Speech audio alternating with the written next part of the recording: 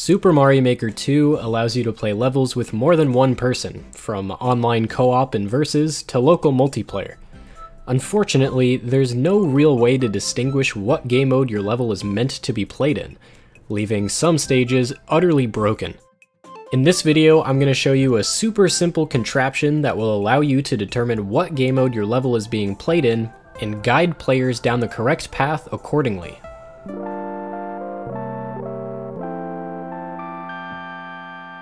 First, the bad news.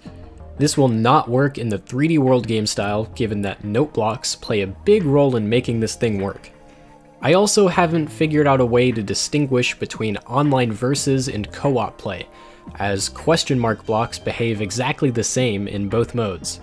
After the video, if you're able to come up with a solution to this, leave me a comment or at me on Twitter. I'd love to figure this out. Okay, with that out of the way, how about a short demonstration? On the left, Toad is by his lonesome in a haunted ghost house, while on the right, Mario and Luigi have teamed up together. The mysterious mansion allows Toad to proceed through the green pipe without any trouble, but it looks like the Plumber Brothers' path has been cut off by this bullet bill launcher.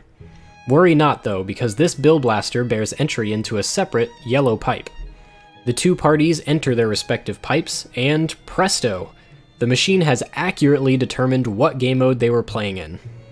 The core design of this contraption is based on the fact that mushrooms coming out of question mark blocks behave differently across all the different game modes. In single player, a single mushroom will be released. In local multiplayer, a number of mushrooms equal to the number of players will be released, the first traveling to the right, the second to the left, and so on. In online multiplayer, it's mostly the same, with the key distinction that all of the mushrooms will travel to the right, no matter how many players there are. With this, we can create something that can determine what game mode the level is being played in purely from how many mushrooms come out of a question block, and where they travel to. We do this by activating a shell as soon as this room loads. This shell then hits a hidden block containing a mushroom. In single player, with only one mushroom, it will simply travel to the right, hit this note block, and then do nothing. Nothing in the room changes, and the single-player path remains open. In local multiplayer, 2 or more mushrooms are released, and at least one of them will travel to the left, activating this note block, destroying a bomb, which then drops this launcher, cutting off the path to the other 2 pipes and allowing entry into this one. In online multiplayer, well, I'd love to show how this works in online play, but I didn't feel like jumping from match to match, hoping I happened to come across my own level.